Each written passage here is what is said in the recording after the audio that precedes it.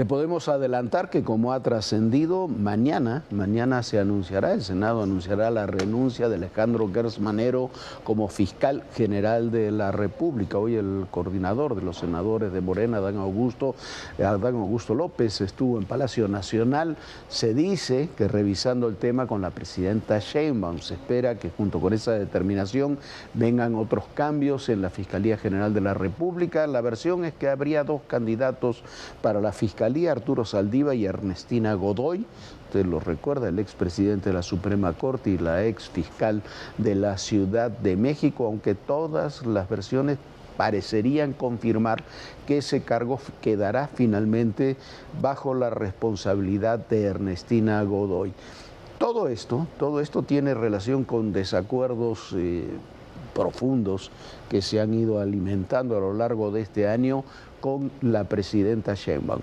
Y el detonante habría sido la divulgación el día de ayer en la noche, del expediente de Raúl Rocha, este hombre responsable, presidente del certamen de Miss Universo. Y que además de todo se acaba de acoger a un programa de testigos protegidos con la Fiscalía. Pero lo del certamen de Miss Universo se ha convertido ya en un escándalo global y ha terminado exhibiendo también las redes de corrupción en el certamen y en México. Hoy se supo que el dueño de la franquicia del certamen y presidente del comité organizador, el empresario mexicano Raúl Rocha Cantú, tiene orden de aprehensión en México acusado de narcotráfico y contrabando de combustibles desde el 2022. Escuchó usted, desde el 2022 que se le otorgaron los contratos de Pemex, y se dice que se ha convertido en un testigo protegido de la propia Fiscalía General de la República. Bueno, el tema da para muchísimo más. Rocha, que fue el dueño del Casino Royal, aquel casino de Monterrey donde murieron 52 personas, fue quemada por sicarios del crimen organizado en 2011, está relacionado con Mauricio Bosch, un funcionario de Pemex, en su momento también acusado de corrupción, y que es el padre de Fátima Bosch, la tabasqueña ganadora del certamen. Ambos, Rocha y Bosch, trabajaron su relación económica desde Pemex, donde le otorgaron a Rocha, entre muchos otros contratos, ahora ya lo sabemos que están bajo investigación, una licitación por 700 millones de pesos. Además, como si eso fuera poco, la tía de Fátima es la directora del INDEP, el Instituto para Devolverle al Pueblo lo Robado, que no sé si le ha devuelto algo del pueblo, pero que han robado, lo han hecho con mucha intensidad. Todo el asunto es sospechoso de corrupción y va cada vez más allá, porque se relaciona una vez más con todo el contrabando de combustibles. Bueno, y para el colmo, el propio Rocha informó que la ganadora del certamen no fue la participante de Costa de Marfil, porque por su nacionalidad esto podría ser complicado y su pasaporte no podría ingresar con facilidad a muchos países, y que por ende se decantaron por Fátima, al mismo tiempo que las autoridades de Tailandia, donde se realizó el certamen, expidieron una orden de aprehensión por corrupción contra la principal organizadora y socia de El Mexicano.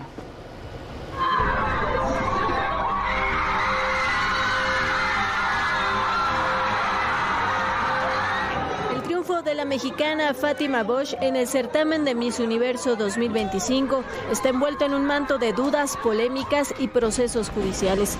Los señalamientos sobre posibles irregularidades debido a los vínculos de la familia de la ganadora con el dueño de Miss Universo e incluso de la supuesta intervención de la 4T se han añadido a la trama que cada día que pasa empaña más la corona de la tabasqueña. Por un lado está la red familiar de Fátima Bosch, que pasa por Morena, Pemex, el Senado y hasta el gabinete de la presidenta Sheinbaum, además de la muy cercana relación de su padre con los organizadores del certamen. Al empresario Bernardo Bosch Hernández, quien fue coordinador de la dirección de Pemex Exploración y Producción, se le relaciona con Raúl Rocha Cantú, mexicano copropietario de Miss Universo, quien es investigado por la Fiscalía General de la República por encabezar una red de tráfico de combustible, armas y narcóticos entre México y Guatemala. Fue el 29 de noviembre de 2024 cuando una denuncia anónima vinculó directamente a Raúl Rocha Cantú, mexicano copropietario de Miss Universo, con el tráfico de armas desde Guatemala, las cuales eran transportadas para venderlas al Cártel Jalisco Nueva Generación en Querétaro y a la Unión Tepito en la Ciudad de México. Además, se le relacionó con una red de contrabando de combustible vía el río Usumacinta. Tras analizar el caso, el juez de Almoloya se declara incompetente y el caso se turna a un juez de Querétaro. Con todas las pruebas en contra, Rocha se acerca a la Fiscalía General de la República para negociar inmunidad a cambio de información, y es así como se convierte en testigo protegido. Rocha también fue dueño del Casino Royal, donde murieron 52 personas en 2011 durante un ataque armado del crimen organizado. Por ser el propietario del casino, fue parte del proceso penal, por lo que obtuvo un amparo para evitar su detención y tras la tragedia salió del país y se fue a vivir a Miami.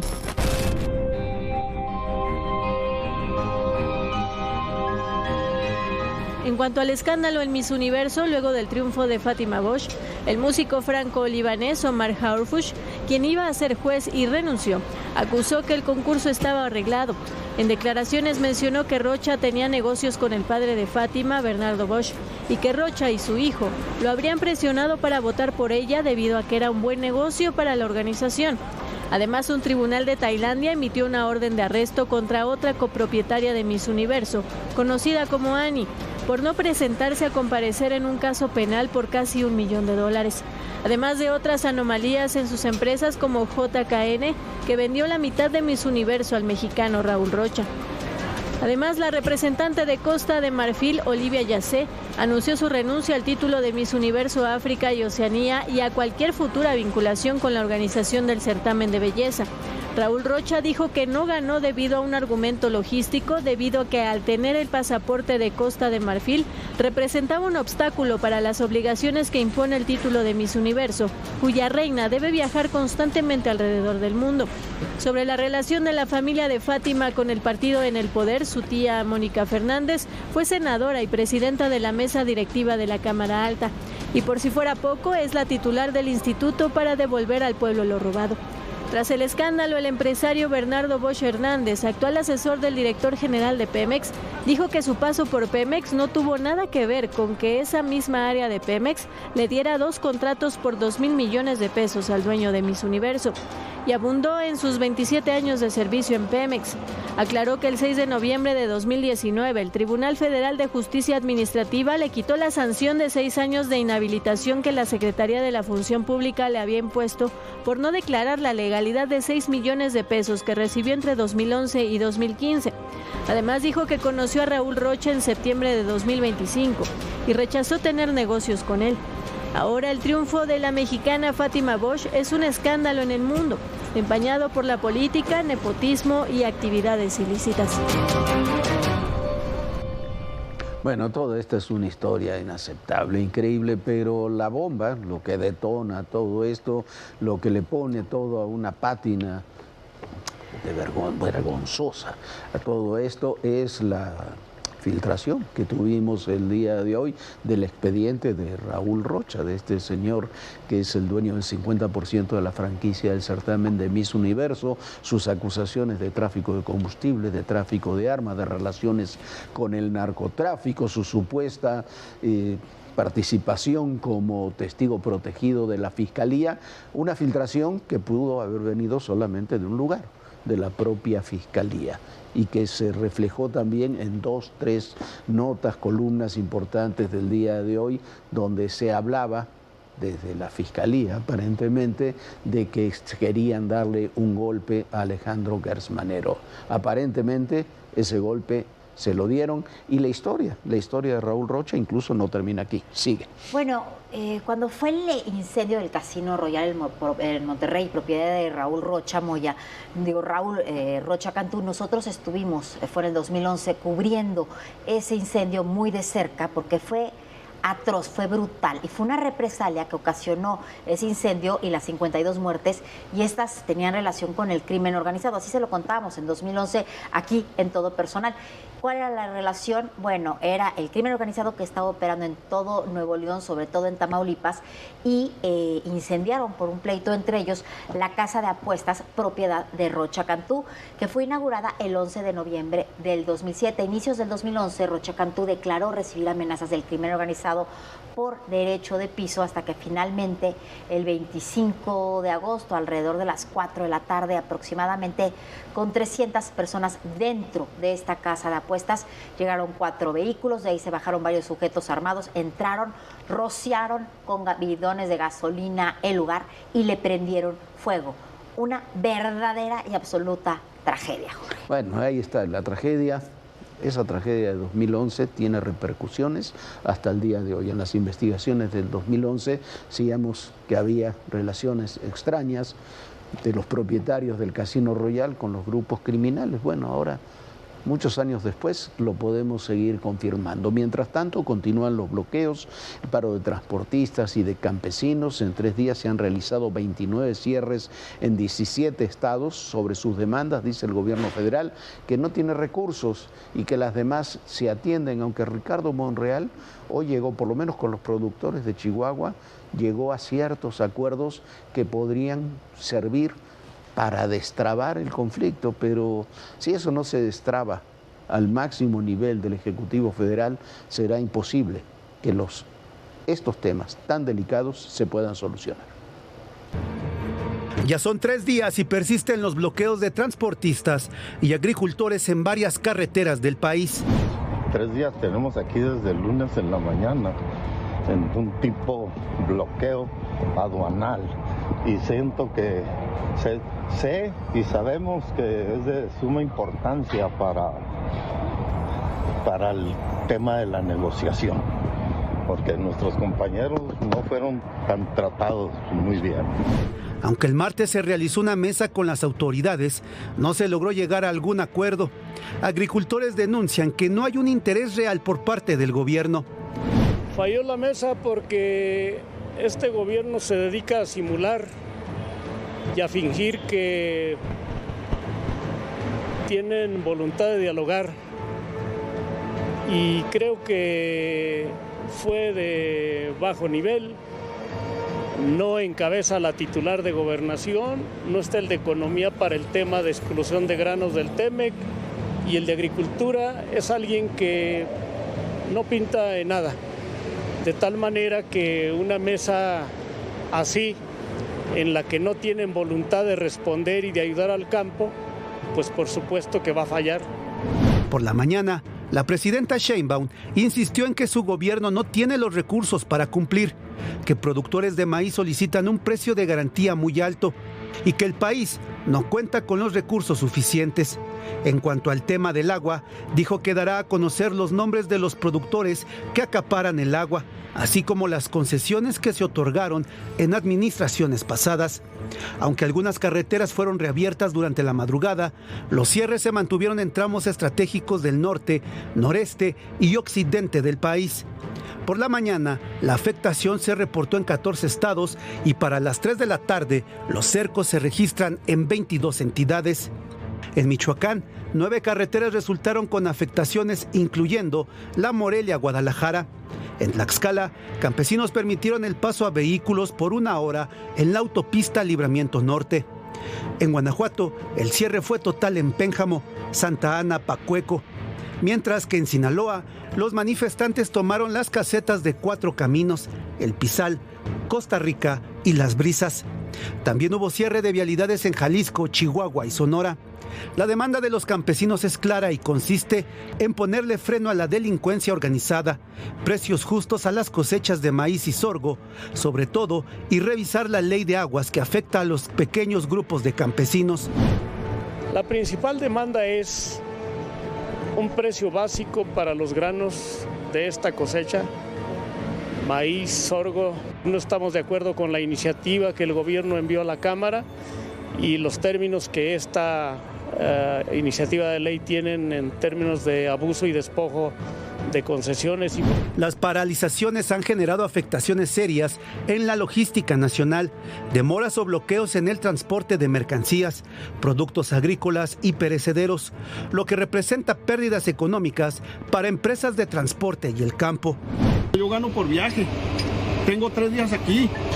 Ya son 3 días, ya perdí, ya me gasté lo que iba a ganar del viaje, todavía no mando nada en mi familia está muriendo de hambre. Durante estos bloqueos, los transportistas también han sido víctimas de robos, principalmente en el Arco Norte. 2, 3. Ahí se la chingan del tracto. Lo cierto es que mientras no haya acuerdos, los bloqueos se seguirán replicando en las carreteras del país. Y en el campo, el gran tema está en la propiedad del agua y en la reforma de la Ley Nacional de Aguas, que en los hechos estatiza, deja bajo propiedad del gobierno toda el agua del país y despoja a los productores y campesinos de uno de sus bienes más valiosos. Una tierra sin agua no vale nada. Ustedes se comen lo que nosotros producimos en el campo. Esta ley es en contra de los mexicanos. Si nos afecta a nosotros, a ustedes les afecta peor. El gobierno federal encendió el debate nacional al enviar al Congreso una nueva ley general de aguas. Una reforma que promete cambiar la forma en que se administra el recurso más vital del país, pero que según productores pone en riesgo la seguridad alimentaria y el futuro del campo mexicano. Ganaderos, agricultores y organizaciones rurales advierten que la iniciativa amenaza su patrimonio, sus operaciones y hasta el bienestar de sus familias. Yo soy papá de una niña que no tiene 3 años y un niño que no tiene 2. No pienso dejarlo sin nada cuando lo hemos trabajado para tener. El activista y agricultor Adrián Levarón se convirtió en uno de los voceros más visibles del movimiento desde el plantón. Publicó videos y mensajes en redes sociales donde insistió en que la protesta continuará el tiempo que sea necesario. Agricultores, transportistas, miembros de la etnia tarahumara y de la familia Levarón mantienen tomada la aduana del Puente Internacional Zaragoza en Ciudad Juárez, donde se paralizó la exportación e importación hacia El Paso, Texas. Llegaron muy chingones a pedirnos el voto y luego se fueron y ahora ¿qué nos están diciendo? Nos están dejando indefensos y luego ahora nos quieren hacer criminales con la ley del agua. Y es que el proyecto cambia las reglas del juego. Entre las propuestas está prohibir vender, transferir o heredar derechos de agua, una medida que será un golpe directo a quienes viven de la tierra. Las sanciones también se endurecen. No estamos de acuerdo con la iniciativa que el gobierno envió a la Cámara y los términos que esta iniciativa de ley tienen en términos de abuso y despojo de concesiones. Se contemplan multas de 2 a 5 millones de pesos por delitos hídricos. Para miles de campesinos, esto equivale a criminalizar su trabajo. Muchos simplemente no podrían pagarlo. Otros temen perder cultivos completos ante cualquier error administrativo. Hay graves riesgos en la legislación que mandó el gobierno. Es una legislación que quiere encarcelar a los productores, que les quiere cobrar grandes multas, que les quiere quitar sus derechos de agua, incluso los que han heredado sus padres, y que quiere centralizar trámites, y eso es muy preocupante. La respuesta del sector agrícola no tardó. Protestas, bloqueos y carreteras paralizadas en decenas de estados. Una movilización nacional que presiona directamente al Poder Legislativo, pero que el Ejecutivo, como siempre, minimiza. A esto se suma la incertidumbre. Campesinos temen que con los nuevos controles, las concesiones históricas podrían no renovarse, especialmente en regiones golpeadas por sequías, inseguridad y pobreza. Zonas donde perder el acceso al agua sería catastrófico. Ojalá pueda salir una buena ley, pero que no se dañe a los productores y que no salga a escondidas como se quiere sacar. Se quiere sacar por abajo del agua, escondidas, y esto puede generar grandes disturbios en este país. Esta iniciativa podría reconfigurar el sistema hídrico, alterar la productividad del campo y definir quién tendrá acceso al agua en un país donde cada gota cuenta. Para ADN Noticias, Fuerza Informativa Azteca. Mire, va mucho más allá. Esta es la primera gran reforma que se hace contra la iniciativa privada en el país. Y se hace con un instrumento que es el agua, que es algo que, un bien que es algo que debe ser enmarcado dentro de la seguridad nacional. Se estatiza el agua. Yo sé que hay muchos problemas en el tema del agua. Hay muchos cambios que hay que hacer. La legislación es muy vieja, es de 1992 y ha tenido distintos parches. Pero esta iniciativa de ley del agua es una catástrofe, sobre todo para los campesinos y para los productores. Y es la primera iniciativa que afecta directamente y de lleno a la propiedad privada. La otra cara de este tema es la operación Caudal en el Estado de México, que está atacando el robo, la venta ilegal y la trama de corrupción que existe en muchos municipios en el negocio del agua. Demuestra también que el hecho de que el agua sea propiedad estatal o municipal en este caso, no garantiza en absoluto que no pueda ser explotada ilegalmente. En la segunda fase de la operación Caudal fueron detenidos 6 de los principales operadores de los cárteles del agua. La Fiscalía del Estado de México confirmó las detenciones de 6 objetivos prioritarios en el marco de la segunda etapa de la Operación Caudal. Se trata de Juan Manuel N., alias El Maya, líder del grupo delictivo Los Mayas, dedicado a operar pipas de agua de forma ilegal en Acolman, Coacalco y Ecatepec, en el Estado de México. En el momento de la detención, agentes le decomisaron armas, droga, una camioneta de lujo y prendas de vestir con las que simulaba ser parte de corporaciones de seguridad. Otros de los detenidos es Cristian Jesús, alias Jimmy, líder del sindicato 22 de octubre y sexto regidor del municipio de Chalco. Es presunto responsable de acaparar la distribución ilegal de agua a través de pipas operadas por sus agremiados.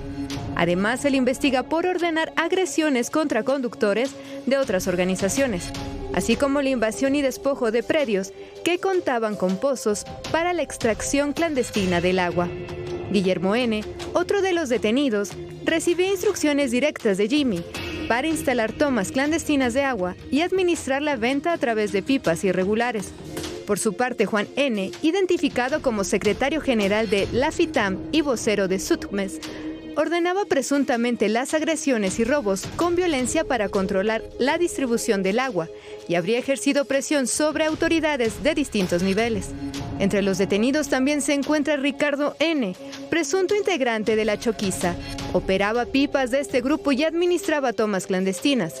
Ricardo N. ordenaba agresiones y montachoques para impedir la operación de otras pipas ajenas a su organización, mientras que María del Carmen N.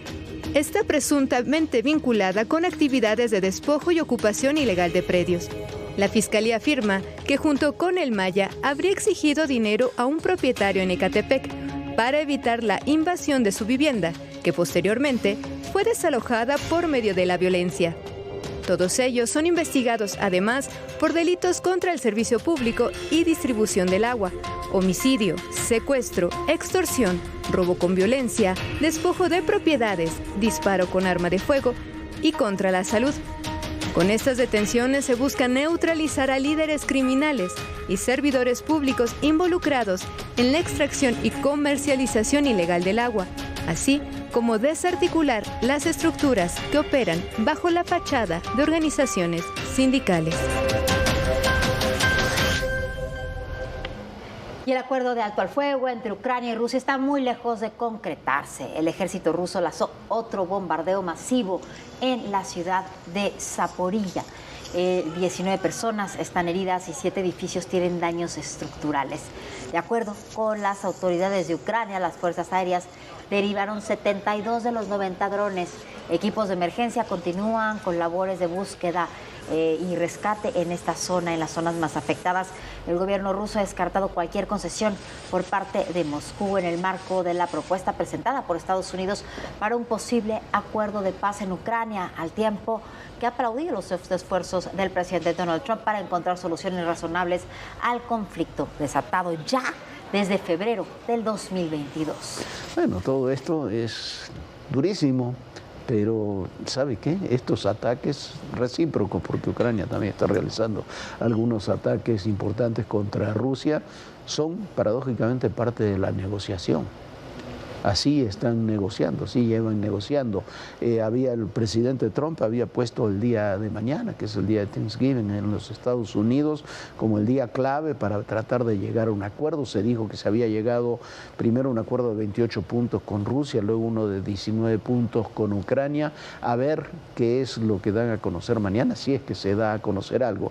Y muchos piensan que si llegar a haber un acuerdo relativamente rápido en el tema de la invasión rusa a Ucrania, algún tipo de acuerdo, inmediatamente después estará el tema de Venezuela. Pero bueno, eso ya lo tendremos en los próximos días, Viviana. Tendremos muchas cosas que ver. Sin lugar a dudas. Y bueno, nosotros ya nos vamos con toda esta información. Mañana no se pierda Todo Personal. Lo esperamos aquí, 11 de la noche. Descanse, sueñe bonito. Bonita noche, Jorge. Muy buenas noches a todos ustedes. Muy buenas noches, Viviana. Y recuerden, el poder y en la política, todo, pero absolutamente todo es personal. Gracias.